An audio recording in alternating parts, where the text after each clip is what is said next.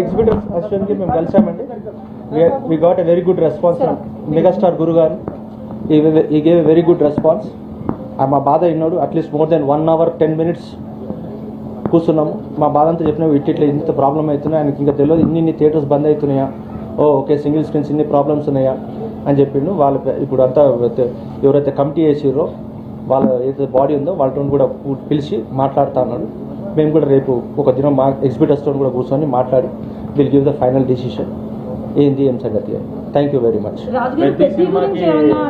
అస్సలు మళ్ళీ అదే ఆ టాపికే వద్దండి, మీకు హైలైట్ కావటాన్ని అడగకండి. సమస్యని ఇండస్ట్రీకి సంబంధించింది అది. సో చిరంజీవి గారు కూడా ఎగ్జిబిటర్ తరపున అన్నీ తెలిసాయి కాబట్టి మ్యాక్స్ 2 days ఎల్లుండి కల్లా కమిటీని పిలిచి దీనికి సంబంధించి ఫుల్ స్టాప్ పెట్టేస్తాం.